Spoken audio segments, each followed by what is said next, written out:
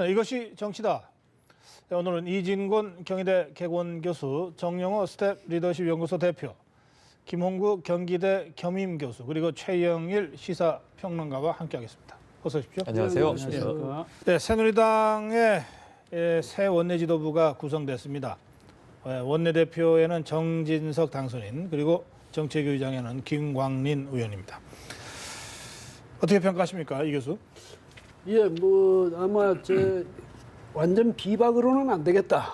이게 아마 그 당내 주류들의 그 인식인 것 같습니다. 청와대도 아마 또 그렇게 인식하고 그런 인식의 공감대 속에서 아마 이른바 친박 측이 그 정진석 원내대표를 만들었다. 왜냐하면 그것도 TK 그 김광림 의원이 그 같이 러닝메이트가 되지 않았습니까? 이 점에서 보면 역시 친박이 작용을 안 한 게 아니다. 그래서 이제 비박보다는 아무래도 친박으로 해야 되겠다. 청와대하고 관계 때문에 이런데 너무 무난하게 함으로써 그 국민들이 과연 저기서 쇄신 의지 이런 것을 읽을 수 있겠느냐. 그러니까 과연 새누리당이 이번 총선을 끝나고 난 뒤에 뭔가 느낀 바가 있느냐, 아니면 반성하는 바가 있냐, 이런 것에 대해서 국민들이 상당히 좀 그 점을 가지고 국민들을 설득하기는 좀 어려운 그런 구조가 아닌가, 이런 점이 듭니다. 어떻게 보십니까? 네, 일단은 상당한 안정감을 찾았다라고 평가를 합니다. 왜냐하면 지역적인 측면에서는 충청권과 TK, 대구 경북 지역이 같이 정책위의장과의 런닝메이트를 했고요. 그런 측면에서는 그동안의 새누리당의 핵심적인 지역을 망라하고 있고, 그다음에 이념적인 측면에서도 친박, 비박 간에 어느 정도 중재를 할 수 있는 역량을 가진 분이 됐고요. 그동안에 정진석 이제 원내대표가 되겠죠. 협상력에서는 상당한 능력을 갖고 있었거든요. 이런 여러 가지 측면을 봤을 때는 새누리당이 위기의 상황에서 어느 정도 역할을 해줄 수 있겠다. 단 문제는 결국은 향후 청와대와의 관계에서 어느 정도 협상력을 발휘할 수 있을 것인가. 이 부분이 관건이 될 것으로 보입니다. 1차 투표에서 과반 득표를 해서 네. 결선 투표 없이 좀 무난히 당선됐다, 또는 좀 차이가 예상보다 많이 났다, 네. 이렇게 분석되는데 원인은 뭐라고 보십니까? 저도 이 균형과 안정을 향한 새누리당 원내의 의중이 반영된 결과다 이렇게 보는데요. 지금 말씀하신 대목에서 두 가지가 다 강점이 있습니다. 하나는 대화 협상력도 그나마 세 명의 후보 중에선 가장 나을 것 같았고요. 그리고 또 하나는 이제 청와대와의 관계, 당청 관계 말씀하셨는데 나경원 의원, 혁신의 이미지를 표방한 비박계 혹은 유기준 의원은 상당히 좀 심각한 상태였고요. 그렇게 보면은 이 청와대와 야당에 대한 소통의 측면에서는 가장 무난한 선택이다 이렇게 봅니다. 그러면 이 세 명의 후보 중에 그래도 제일 나은 선택을 했다? 네. 그리고요, 또 한 보십니까? 가지는 오늘 그 정견 발표를 보니까 김광린 정책위 의장 후보 러닝메이트의 초선에 대한 설득력이 상당히 좀 발휘가 되지 않았는가 이렇게 관측이 됩니다. 네, 이 러닝메이트제라 지난번 원내대표 선거 때도 이 정책위원장이 그 표심해주는 영향이 상당히 있었거든요. 네. 이번에도 이제 그런 측면이 있다, 이런 네. 분석이시군요. 어떻게 보십니까? 예, 1차 투표에서 결정된 거는 참 다행스러운 일이다. 만약에 2차 경선까지 갔다 그러면은 상당히 어려운 상황이 올 수도 있지 않았는가 하는 생각이 듭니다. 그런 점에서 새누리당의 의원들은 안정 가운데 일단은 당내의 지도부 공백 상황을 우선 극복을 해야 되겠다 하는 그런 선택을 했는데, 네. 조금 전에 정책위 의장이 얘기했습니다만 얼마 전에 정부에서 회의, 박 대통령께서 경제장관 회의를 주재하시면서 하신 말씀이 뭐냐면은 구조조정과 정부의 재정 건전성 개혁해서 스웨덴식 모델을 도입을 해서 앞으로 추진하겠다 이렇게 됐을 때 중요한 게 뭐냐면은 당에서 이것을 서포트해 줄 수 있는 예. 재정 전문가가 필요한데 그 점에 있어서는 정책위 의장이 상당히 적임자였다. 네. 예, 이 되게 양강 구도로 봤습니다. 정진석, 나경원, 정진석. 근데 여기서는 좀 싱겁게 승부가 났습니다만 유기준, 이명수 의원, 유기준 의원 친박 핵심이고 얼마 전까지 해수부 장관을 지냈는데 7표가 나왔습니다. 이건 어떻게 봐야 됩니까? 그러니까 본래 최경환 의원이 그 신호를 보낼 때 그때 친박계가 또 청와대 의중이 어디 있다는 것을 유기준 의원이 알았어야 되는데 그것도 끝까지 고집을 한 결과가 아닌가. 무슨 얘기냐면 그때 이미 김광민 의원하고 정진석 의원이 사실은요 대표적인 친박이거든요. 옛날부터 그 아버지 정성모 의원 때부터 그때는 박정희 대통령, 그다음 그 정성모 의원이 그 이제 아들한테 나중에 박근혜 의원 잘 도와 이렇게 부탁할 정도로, 그다음에 이제 이명박 대통령 그 정무수석으로 갔지만 그건 친박, 그 박근혜 몫으로 간 거 아닙니까? 그렇다면 그 이후에도 어떻게 하냐면 그동안 그 전에 5번의 시도되다가 성사 못 시켰던 그 이박 회동을 정진석 정무수석이 들어와서 성사시켰거든요. 그래서 말하자면 이어준 그 박근혜 후보가 무난히 후보가 될 수 있었던 그 뒤에는 정진석 의원이 있다.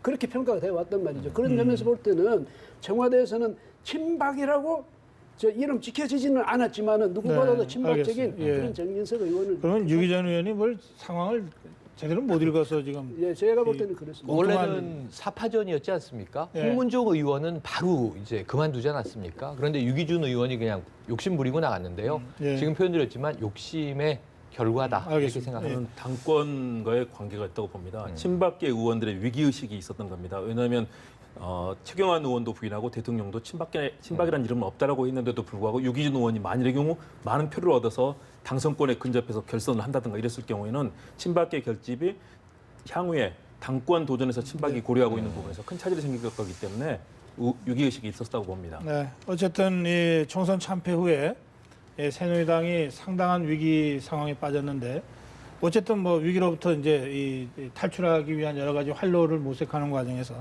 이제 첫 번째 단추에 해당되는 것이 원내대표 네. 선거였고 정진석, 김광림 이 새 원내 지도부가 구성이 되면서 뭐 하여튼 이 첫발은 디딘 셈이 됐습니다.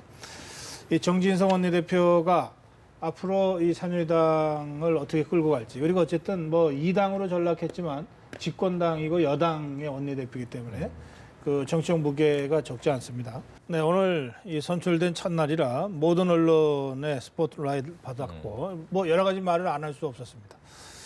예, 그 중에 그 첫 번째 인터뷰에 보면 이 원구성 협상과 관련해서 이 국회의장단 구성과 상임위원장 배분이 핵심인데 상임위원장 배분과 관련해서 이 그동안 고집했던 것을 꼭 고집해야 되는가? 네.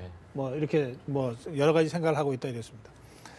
여당이 그동안 뭐 이를테면은 뭐 운영위원회는 뭐 자동 몫이지만은 네. 법사위나 뭐 정보위나 예결이나 여당으로서 포기할 수 없는 뭐 상임위들이 있었는데 네.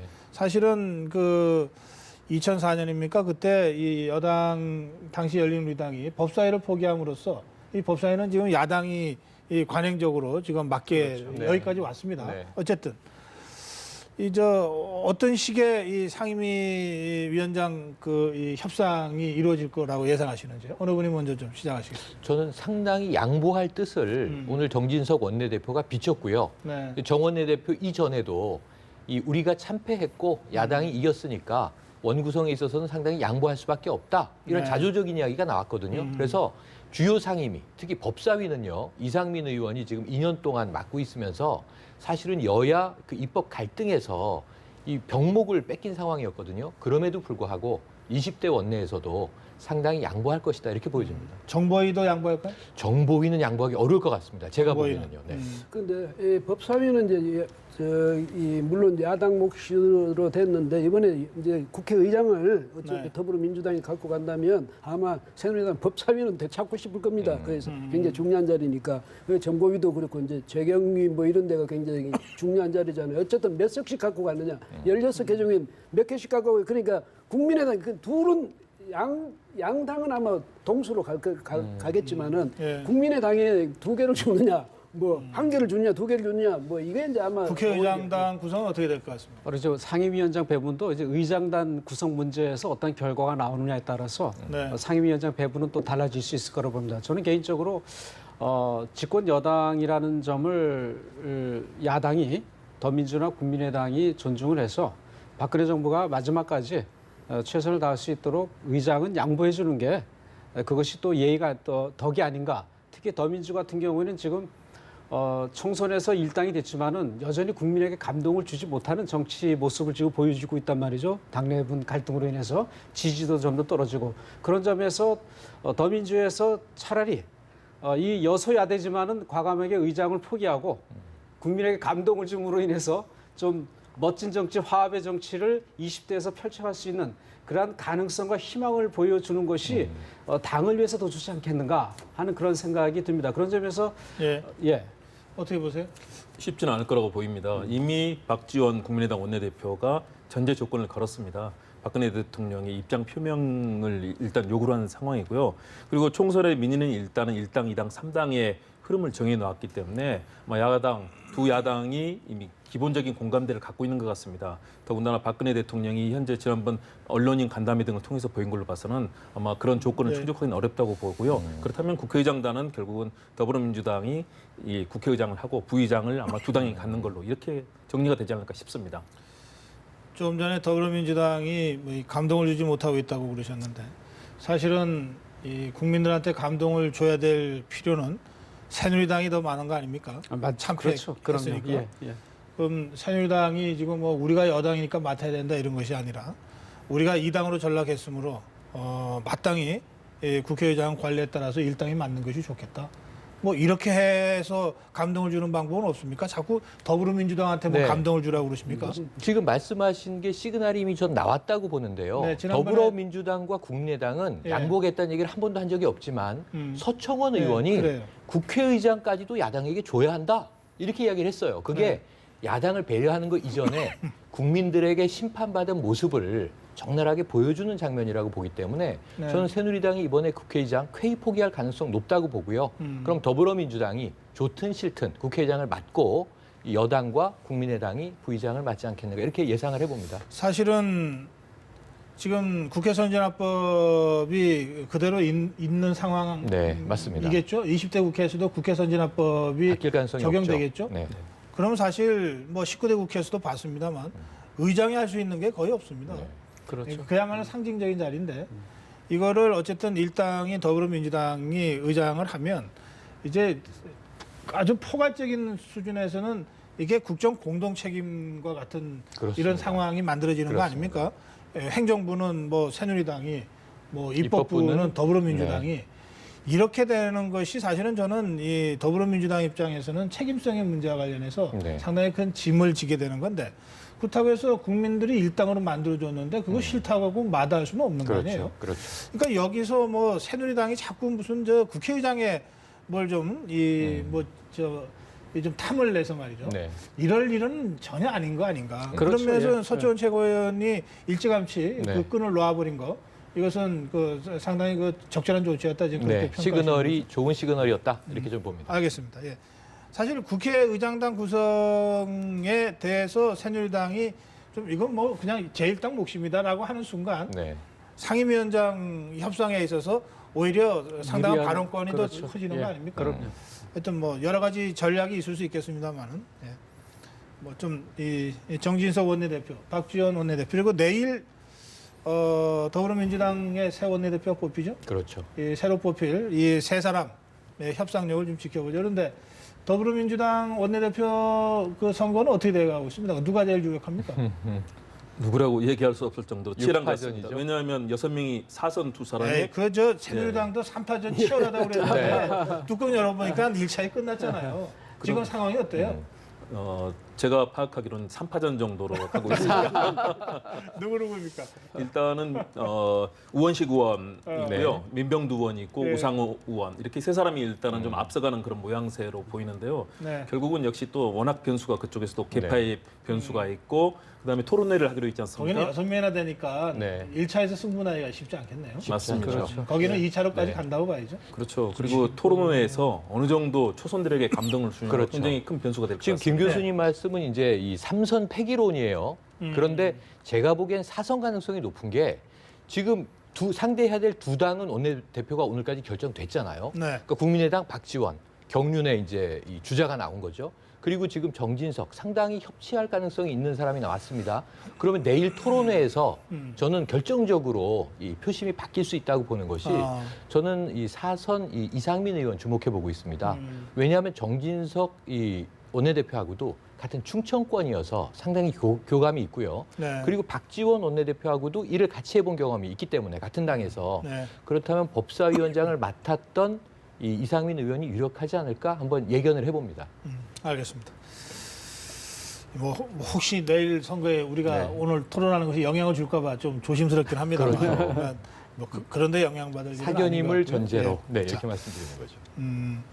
아까 이 정진석 원내 대표와 새누리당 원내 지도부 얘기하고 원구성 협상 얘기까지 했는데 새누리당 얘기를 한두 가지만 더 해보죠.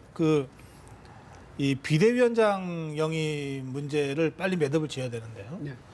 뭐 당내에서도 없고 당 밖에 눈을 돌려도 별로 없다는 거 아닙니까? 근데 그 전에 이게 그 전대를 위한 관리형 비대위냐 아니면 당 혁신을 위한 혁신형 비대위냐의 성격 규정에 따라서 이 인선의 폭이 좀 달라질 수밖에 없지 않습니까? 어느 쪽이라고 생각하십니까? 어느 쪽이어야 된다고 생각하십니까? 개인적으로는 이제 혁신형 비대위가 더 국민들에게 그 바람직하지 않겠는가 국민들이 봤을 때.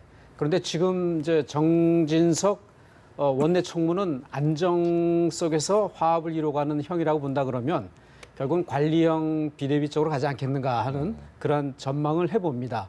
그러나 혁신형이 필요한데 관리형으로 갈 것 같다? 갈 수도 있겠다. 왜냐하게 되면은 조금 전에 말씀드렸듯이 정진석 의원을 택한 거는 친박 중심으로 해서 일단은 안정 속에서 변화를 추구해 가자는 의미이기 때문에 쇄신 혁신형 비대위원장이 들어올 경우에는 차기 당권 구도라든가 이런 것에서 큰 어려움들이 올 수 있지 않겠는가.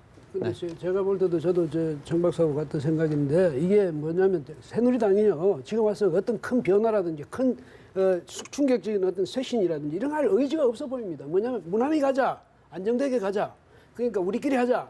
그래서 아마 국민들을 바랄 때는 쇄신을 바라겠지만은 이 사람들은 안정 위주.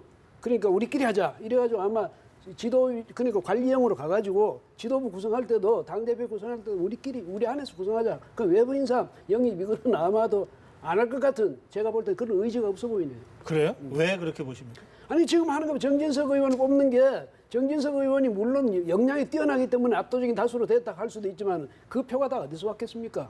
그다음에 그 이전에 박근혜 대통령이 친박은 이제 내가 만든 게 아니다 이러면서 뭐 유기준 의원도 친박이라 하지 마라. 그래서 유기준 의원 친박 아니 그게 아니잖아. 아니고 예. 그러니까 아까부터 그렇게 설명하셨는데 후보가 세 사람 아닙니까? 예. 그 셋 중에 한 명을 뽑아야 되는데 예. 그러면 정진석 의원을 뽑은 걸로 봐서 현상 유지를 선택한 거다 이렇게 지금 자꾸 설명을 하시는데 그게요. 그러면 그러니까 제 질문은 그러면 유기준 의원을 뽑았으면 혁신형이냐 또는 나경원 의원을 뽑았으면 그럼 혁신형이라고 얘기할 수 있느냐? 그 점에 대해서는 어떻게 보십니까? 나경원 의원을 뽑으면 변화의 의지는 분명히 보였다는 거죠. 그런데 유기준 의원을 만약에 뽑았다 할 때는 친박이 분명한 사람 아닙니까? 친박이 분명한 사람을 뽑았다 이럴 때 정말 친박이 저 사람을 꼽았다 이렇게 꽂았다 이렇게 될 것 아닙니까? 그런데 정진석 의원은 그건 친박이 아닌 친박이 돼 사실은. 그러니까 정진석 의원을 무난하게 택한 거죠. 무난하게. 저는 그래서 혁신형 비대위가 필요하고요. 그런 상황에서 정진석 후보를 원내대표로 뽑게 된 거는 정진석 의원이 그동안 보여왔던 그런 협상력 그리고 친박과 비박을 넘나드는 다양한 경험들 이런 것들이 굉장히 높이 평가받았기 때문에 원내대표는 의원들이 선호하는 거거든요. 그러나 당 전체를 관리하는 건 좀 다르다고 봅니다. 그렇기 때문에 정진석 이제 원내대표가 펼칠 수 있는 원내에서의 활동들을 더해서 해야 될 난관이 새누리당에는 엄청 많습니다. 일단 참패로 인한 국민들의 따가운 시선이 있고요. 앞으로 박근혜 대통령과의 당청 관계에서도 쉽지가 않습니다. 박근혜 대통령은 이미 정면 돌파의 그런 흐름을 보이고 있는데요. 그렇다면 원내대표가 당청 간의 원활한 조율을 하기는 쉽지 않습니다. 이 상황에서는 결국은 권위 있는 혁신형의 비대위가 능력을 발휘할 때 원내대표 입지도 살리면서 향후에 새누리당의 새로운 기운을 불어넣고 조직의 새로운 가동을 할 수 있다고 보는 거죠. 혁신형이 필요합니다. 정 대표님 말씀에 동의하고요. 이 혁신이라고 하는 것도 동력이 있어야 되기 때문에 현재 동력이 없다는 거죠. 그러면 강력한 카리스마를 가진 비대위원장을 영입할 수 있겠느냐 힘들다고 보고요. 현실적으로 저는 김황식 전 총리 정도가 오실 텐데 그럼 관리형 비대위로 가는데 막판에 제가 보기에는 이 김황식 전 총리를 예로 들었을 때 여당에도 김종인 효과가 좀 나타나지 않겠는가. 그래서 혁신과 관리를 절충한 방법이 될 것 같고요. 그리고 7월에 전당대회이기 때문에 기간이 짧습니다. 김황식 전 총리를 관리형이라고 보는 이유는 뭐죠? 근거가 뭐죠? 당 내에서 관리형 비대위로 생각을 하고 모실 것 같은데 제가 보기에 2014년 지방선거 때 김황식 전 총리가 서울시장 후보로 친박이 모셔온 후보였는데 내부 경선에서 탈락했단 말입니다. 학습 효과 때문에 저는 김종인 효과라고 말씀드린 게 뭐냐 하면 모셔올 땐 필요해서 모셔왔지만 와서 권력을 잡으니까 또 본인이 거는 드라이브가 발생한단 말이죠. 그래서 이 관리형이라고 보기에는 혁신이 좀 개입될 것 같고요.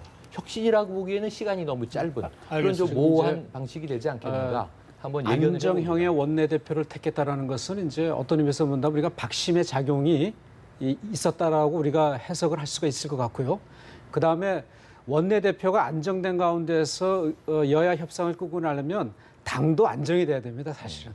그러니까 당과 원내대표와 그리고 청와대가 안정된 가운데 속에서 변화를 추진해 나간다 그런다면 알겠습니다. 예. 관리형으로 올 수밖에 없는 혁신을 원하지만은 그러나 불가피한 선택으로 갈 수밖에 없지 않겠는가. 더군다나 김황식 전 총리 이야기가 나오는 것은 뭐냐면은 사실은 이분이 이번에 새누리당에서 총선에 출마한 많은 친박 의원들의 후원회장을 맡고 있어요. 그래서 이것이 네, 보이지 않는 알겠습니다. 가운데 속에서 하나로 가지 않겠는가 생각이 글쎄요. 듭니다. 지금 새누리당이 안정을 택했다고 지금 해석을 하셨는데 저는 그게 뭐 이렇게 동의가 잘 안 됩니다. 네. 저도 동의가 안 됩니다. 새누리당이 그러니까 아마도 이거 이 천막 당사 시절보다도 더 심각한 패배와 위기 속에 지금 빠져 있는데 여기서 뭘 얻으려고 안정을 택했는지 잘 모르겠어요. 물론 지금 정진석을 선택한 걸로 봐서 친박들이 되게 이 변화보다는 안정을 선택했다 이렇게 해석을 하셨지만 저는 이제 과연 그런 해석이 이 적절한가에 대해서 조금 좀 의문을 제가 제기하고 싶고요. 그 안정이란 의미를 알아야 돼. 그 안정은 예. 청와대하고 사이 안정이라는 아니 뭐 얘기예요. 그게 그뿐만 아니라 지금 우리가 당쇄신 얘기하는 거는 이 당의 변화, 체질 변화이기도 하고 청와대와의 관계 재정립이기도 그렇죠, 하고 다 그렇죠. 그런 거 아닙니까? 그렇죠. 또 야당과의 맞습니다. 관계 재정립이기도 하고 다 포함해서 우리가 쇄신과 혁신을 얘기하는데 그리고 저는 뭐 정진석 원내대표란 그 자체 그 인물 자체가 과연 안정형 인물인가? 그럼 혁신은 못하는 네. 사람인가? 네. 또는 지금 김황식 전 총리 말씀하셨는데 김황식이라는 사람이 그러면 혁신을 모르는 사람인가? 저는 좀 다른 평가가 있을 수 네. 있다고 보기 네. 때문에 그럼요. 예, 그건 맞는 그렇게 말씀이에요. 뭐 이렇게 예. 단정적으로 이건 안정을 선택한 것이다. 그렇죠. 이렇게 뭐 이렇게 규정하는 것이 조금 저는 약간 유보적으로 좀 네. 말씀을 좀 드리고 싶고요. 그리고 제가 아까 말씀드린 안정 속의 변화로 가는 그런 로드맵을 갖지 않겠는가 그런 하여튼 좀 관점에서 뭐 보는 지켜보죠. 겁니다. 뭐. 네. 앞으로 행보가 어떤지 예. 지켜보고 또 비대위원장 영입이 뭐 이 김황식 총리 한 사람한테만 지금 국한되어서 논의되는 건 아니니까요. 그렇죠. 예. 자 야당 상황도 좀 한번 짚어보겠습니다. 예, 더불어민주당이 결국 8월 말 9월 초, 그러니까는 이 정기국회 전에 전당대회를 하겠다고 오늘 비대위에서 결정을 했습니다. 이것이 김종인 대표의 거치가 그때까지는 김종인 체제로 간다는 뜻이고 그 이후에는 어떤 변화든 다 가능한 상황이 된다. 이런 뜻으로 일단 해석이 되는데요. 네, 김종인 대표의 조금 전 발언 뭐 상당히 불쾌한 심정을 여과 없이 그대로 표현을 했습니다. 근데 어쨌든 8월 말까지는 김종인 체제가 가는 걸로 결론이 내려졌습니다. 어떻게 평가하십니까? 네, 오늘 회의까지 나타난 데 있던 더불어민주당 내부의 모습에 대한 위기의식이 의원들에게 일단은 일정한 연기 8말 9초라는 연기의 안으로 만들어낸 거고요. 역시 김종인 대표가 일단 배수진을 찾지 않습니까? 당대표 추호에 관심도 없다. 다시 한번 본인이 갖고 있는 그 리더십과 또 당에 대한 기여에 대해서 강조를 하고 배수진을 침으로써 의원들도 최근에 나타났던 이런 개파적인 양상들에 대해서 위기의식을 느끼고 합의를 해준 것으로 봅니다. 일단은 일정 기간 한숨을 돌렸다는 측면에서는 더불어민주당이 원내 20대 국회에서 역할을 할 수 있는 안정적인 일단 모습을 찾은 것 같습니다. 한 석 달 반 정도? 네, 놓친 그렇죠. 거죠? 그렇죠. 이게 이제 뭐 봉합한 거 아닙니까? 그렇죠. 그러면은 그때 가서 다시 터집니까? 다시 터질 수 있죠. 근데 이게 어떻게 그 과정을 겪느냐에 따라서 앞으로의 터질 과정. 수도 있고 터지지 않을 수도 있거든요. 근데 문제는 뭐냐면 김종인 대표의 향후 거취에 대해서 어떤 내부 합의가 이루어지느냐인데 거기서 제일 중요한 역할을 할 사람이 내일 뽑히게 될 원내대표라고 봅니다. 왜냐하면 원내대표와 지금 비대위 대표의 관계가 설정되는 거에 따라서 갈등이 커지느냐 아니면 이것이 뭔가 융합수순으로 가느냐 그 갈림길에 서 있다고 보기 때문에 내일 상당히 김종인 대표에게 적대적인 후보도 있고요. 김종인 대표에게 굉장히 우호적인 후보도 있거든요. 네. 그럼 내일까지를 봐야 이 8말 9초가 어떻게 될지 좀 가늠이 될 것 같습니다. 어떻게 평가하십니까? 그런데 이 문재인 전 대표와 김종인 대표의 결별은 이미 정해져 결정돼 있으니까 다만 모양 좋게 결별을 하느냐 아니면 그 극단적인 방법으로 그냥 서로 파열음을 내면서 결별하냐 그것 때문에 그동안 이제 논란이 되어 왔었는데 근데 결별이 결별을 이제 하는 예정돼 있는 조정기간. 겁니까?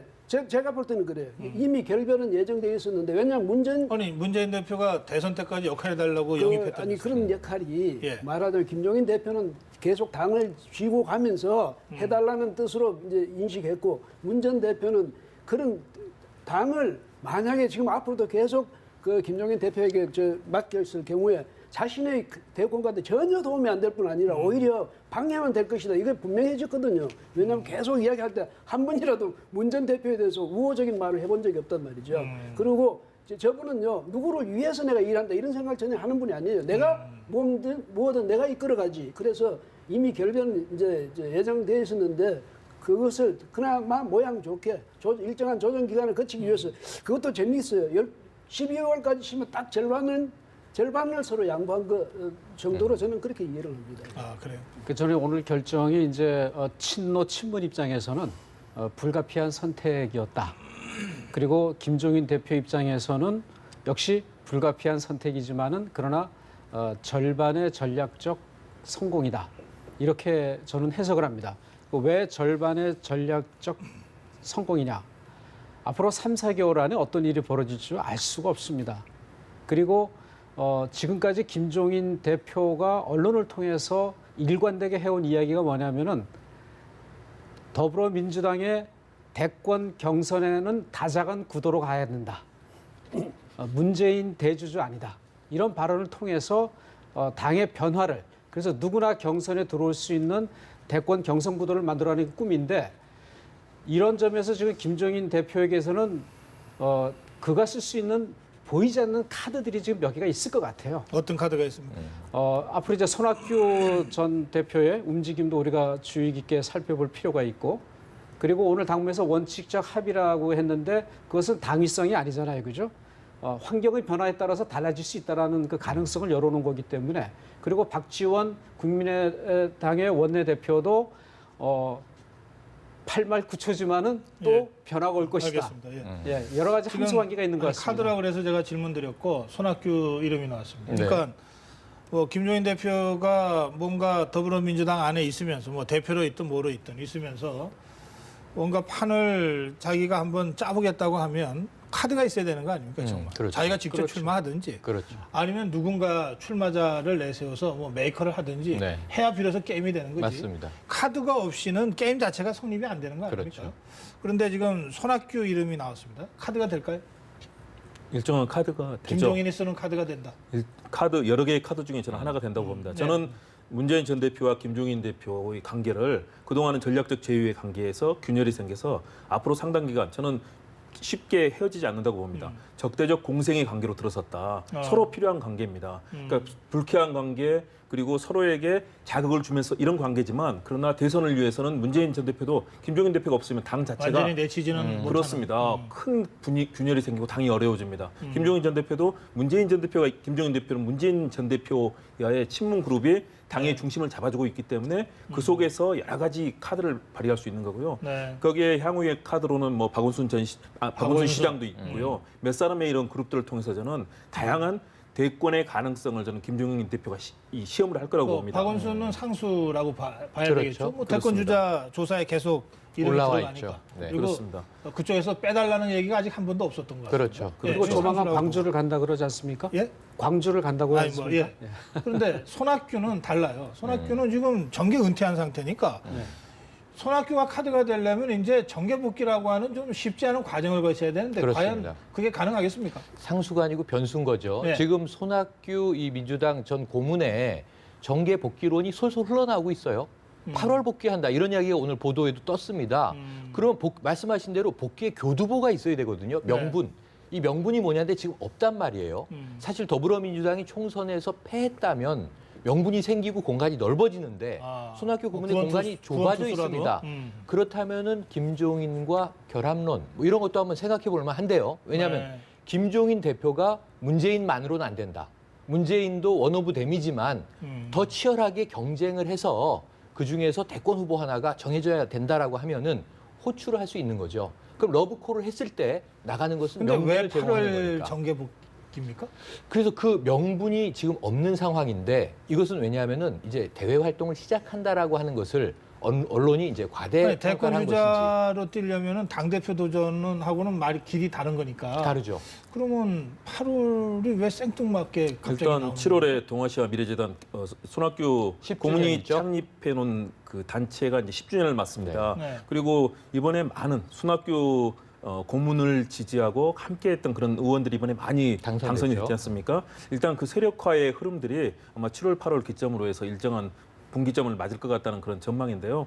일단 그리고 손학규 전 고문이 그러나 확실한 정계 명분은 은퇴를 선언한 그 지도자 정치인이 정계 복귀를 할 결정적인 무슨 사건적 모멘텀은 없는 거 아닙니까? 네. 근데 예. 그 전번에 이 김종인 대표가 손학규 전 대표 보고 네. 나와서 선거를 도와달라고 했거든요. 그렇죠. 네. 예. 그 신호가 바로 네. 어떤 역할을 좀 해라. 네. 근데 그때는 아마 제가 생각할 때 김종인 대표 마음속에 정말 또 한 사람의 하나의 그 대안으로서 그러니까 손학규 예, 분명히 있었어요. 예, 그때 그런데 사건적 얘기도 돼요. 예. 왜냐하면 야권이 분열돼서 그렇죠. 다들 선거 참패를 걱정하고 있을 때니까 맞습니다. 당신이라도 나와서 좀 도와야 되지 않느냐 했을 때 뭐 흔쾌히 백의종군이라도 하겠다고 그러면서 나왔으면 그거는 이제 훌륭한 그 정계복귀의 모멘텀이 됐던 그렇죠, 건데 그렇죠. 어쨌든 그때가 다 시간 이제 흘려 보냈잖아요. 끝났죠.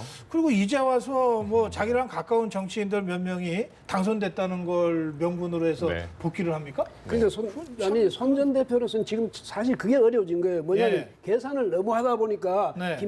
김종인 대표의 계산이 맞았던 거예요. 그때 바로 과감히 들어왔더라면 지금은 그 영고권을 충분히 주장할 수 있는데 그때 네. 그 시기를 놓쳤지만은 정치인이요. 네. 또 그런 틀림없이 또 머리 좋은 분들이니까 김종인 대표라든지 손학규 전 대표가 머리 좋은 분이니까 뭔가 또 계기를 아니면 명분을 또 이유를 만들어낼 수 있을 겁니다. 그래서 손학규 대표가 정계 은퇴했다는 그 선언은 바로 앞으로도 계속 정치를 하고 싶다는 이야기나 마찬가지니까 뭔가 그 어떤 계기를 타고 뭐 알겠습니다. 다시 등장할 수도 있을 겁니다. 아니 뭐 누가 뭐 은퇴하라고 그래서 한 게 아니니까 그렇죠. 그냥 저 다시 정치하겠습니다 하고 돌아온다고 해서 뭐 법적으로 강제할 방법은 없습니다. 그러나 이 정치인이 명분을 세워서 맞습니다. 움직여야 되는데 과연 그 명분을 어떻게 세울지는 좀 지켜보죠. 예. 자, 이 국민의당 쪽 얘기를 좀 해보겠습니다. 이 저 박지원 원내대표가 워낙 노련하고 또 정치 경험도 많고 그래서 그런지 이 국민의당 초선 의원들한테 뭐 강의도 하고 그러는 모양입니다. 네. 7분의 마술 뭐 네. 이 저 대정부질이나 국회 상임위에서의 발언 시간이 7분인데 그걸 어떻게 잘 쓰냐 아주 디테일한 이 노하우까지 지금 전수하고 있는데 맞습니다. 이런 모습이 어떻게 보입니까? 저는 일단 지금 현재 국민의당 원내대표를 맡은 상황에서는 네. 나쁘지 않아 보이는데요. 아, 그래요? 문제는 이제 딱 요 정도가 좋다. 여기서 더 나가면은 조금 이게 이 좋지 않은 모습으로 비춰질 수 있을 것 같아요. 근데 이런 것은 의미 있는 것 같아요. 첫 번째 이 룰을 보니까 기자 전화 잘 받아라 이런 얘기를 하는데 이 대목은 이 박지원 과거 비서실장이나 혹은 대변인 할 때 대언론 관계에 있어서는 본인이 가장 강점으로 인정받았던 대목이거든요. 그래서 그런 노하우는 초선 의원들에게 전수하는 게 좋은데 여기서 더 이제 많아지면 이건 좀 과유불급이 될 것 어떻게 같습니다. 보세요? 저는 잘 하고 있다고 봅니다. 왜냐하면 새로 이제 등장하는 그런 새로운 그룹들 정치인들도 많고요. 그런데 정치인들이 정말 저희가 현장 취재해 보면서 느끼지만 굉장히 많은 실수를 합니다. 특히 메시지 관리라든가 말의 실수, 행동의 실수, 이미지 실수. 그런데 오늘 박지원 원내대표가 보여줬던 여러 가지 이야기 중에서는 언론과의 관계, 그다음에 지역민들과의 관계, 그다음에 정치인의 이미지 관리, 그리고 어떻게 실력을 쌓을 것인가, 특히 위기 상황에서 어떻게 대처할 것인가 이런 부분에 대해서 강의를 했는데요. 다른 예산 관련 이런 부분도 뭐 이상돈 교수라든가 다른 이송돈 당선인 등 여러 사람들이 강의를 했는데 플러스로 같이 공부하면서 20대 국회에서 어떻게 하면 의원으로서의 제대로 역할을 할 것인가 공부하고 토론하는 것들 이것이 나중에 본격적인 정기국회가 되고 있을 때는 실력이 나올 수도 있기 때문에 좋은 공부가 아닌가 생각을 그래요? 합니다. 뭐 식구가 단촐하니까 예, 그렇죠. 38명 정도 현재는. 되니까 네. 뭐 그룹 스타디 하듯이 할 수는 있는데 이게 뭐 100명 넘어가면 사실 그 불가능한 얘기가 되거든요. 네, 네. 그리고 같은 얘기도 각계 전문가들 불러서 하면서 전체적으로 이 모임의 자장으로서 이 역할하는 것과 네. 우선 가정교사 직접 이렇게 동생들 가르치듯이 이것이 과연 국민들한테 어떻게 비칠지는 또 다른 문제 같습니다. 근데 이 오리엔테이션- 내용이 잘못됐다는 뜻이 아니고요. 예. 이를테면 오리엔테이션인데 근데 네. 너무 보니까 기술적 기능적인 측면에만 너무 치우쳐가지고 그냥 우리가 지향하는 가치가 뭐냐라든지 네. 뭐 이런 데 대해서 정책이 뭐냐, 정책 목표가 뭐라든지 이거 뭐 안 대표가 해야 될 이야기겠지만 어쨌든 이런 것도 원내대표로서는 원내대표가 사실은 최고거든요. 뭐 당대표도 그렇지만은 그러면 당대표가 이분들에 대해서는 분명히 우리가 앞으로 어떤 노선을 걷는다든지 이 어떤 가치를 추구한다 이런 것도 좀 같이 했더라면 좋았을 텐데 너무 기술자 같이 이렇게 하니까 좀 노하우를 전수하는 건 좋은데 그냥말로 기술적인 전수밖에 안 돼요. 이런 걸 20번에 걸쳐서 한다니까요. 뭐 정책 다양한 것들을 아마 공부를 하고 예산도 공부하고 한 것 그래서 같습니다. 말이 나오겠죠. 네. 예, 아까 도움은 될 말씀하신 걸로 좀 저는 작은 보입니다. 정당이니까 가능한 이야기고. 네. 예. 근데 아까 과유불급이라고 말씀드린 것이요. 네. 이번에 그 노하우 전수뿐만 아니라 연일 박지원 원내대표의 이야기에 지금 미디어가 촉각을 곤두세우고 있지 않습니까? 네. 그러니까 이게 사적인 이야기든 공적인 이야기든 계속 대서특필되고 있는 상황이다 보니까 작은 사이즈의 당에서 너무 박지원 원내대표가 좌지우지하는 것 아니냐 하는 내외부의 불만이 조만간 터져나올 위험성도 있다. 이건 좀 본인이 직시하실 필요는 있을 것 같아요. 예, 사실 박지원 의원이 워낙 그 언론과 관계가 좋아서 오랫동안 이 뉴스를 좋았었죠. 만들어내는 감각도 아주 그렇죠. 어, 맞습니다. 탁월하고 그러다 보니까 뭐 웬만한 말 한마디가 다 이제 뉴스가 되는데 그러다 그렇죠. 보니까 이게 뭐 구설수에 자꾸 오르기도 합니다. 맞습니다. 예. 근데 이게- 정치인들이란 자기 부고 말고는 뭐든지 다 나올수록 좋다는데 지금 최 박사 얘기했지만 사실은 박지원 의원은 정말 하고 싶은 말은 이걸 것 같아요. 봐라, 나같이 이렇게 하면 매일 매스컴을 탈 수 있어. 이것도 노하우야. 아니 근데 대표적으로 저는 최근에 박근혜 대통령이 사과하면 국회의장을 새누리당이 양보할 수도 있다. 네. 이런 것은 삼권 분립 위배에 대한 비판이 많이 나왔는데 상당히 좀 나간 발언이라고 보거든요. 그러면서 너무 지금 힘이 들어가다 보니까 말 실수할 수 있다는 것을 본인도 좀 자제할 필요는 있어 보입니다. 지금 국민의당에서 안철수 대표도 지금 몇 번에 걸쳐서 이 그랬죠. 구설수에 그랬죠. 지금 오르고 있어요. 양적 완화 문제도 있었고요. 교만해졌다는 이런 박지원 이제 원내대표도 지금 이 구설수에 자꾸 오르고 있습니다. 그런데 이게 뭐 브레이크가 잘 안 걸리는 것 같아요. 네.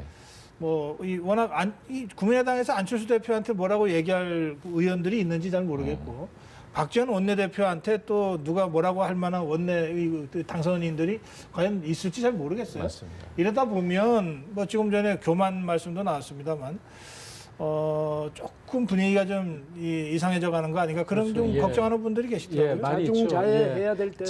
자신감과 의욕이 넘치게 되면 반드시 헛발질을 하게 돼 있죠. 예.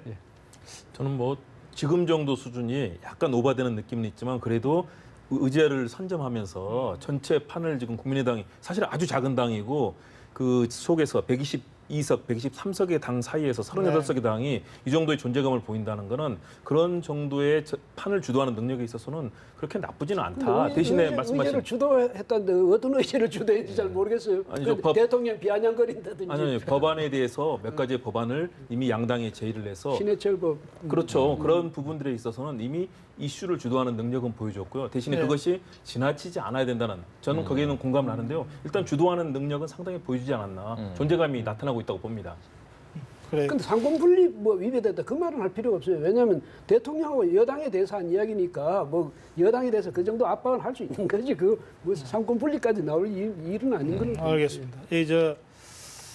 박지원 원내대표가 합의 추대되면서 역으로 새누리당이나 더불어민주당의 원내대표 선거에도 영향을 줬다고 하니까 네, 그렇죠. 그 정도로 사실은 38석이라는 외형에 훨씬 더 큰 외형보다 훨씬 더 큰 영향력을 이미 행사하고 있는 것 같아요. 네, 그런 점에서 여기서 조금 더 나가면 이제 국민들이 오만하다고 느낄 수 있다. 그 임계점까지 온 것 같다. 지금 두 분이 그렇게 말씀하시는 것 네. 같아요. 좀 참고가 됐으면 좋겠습니다. 오늘 여기서 마무리하겠습니다. 고맙습니다. 예. 고맙습니다.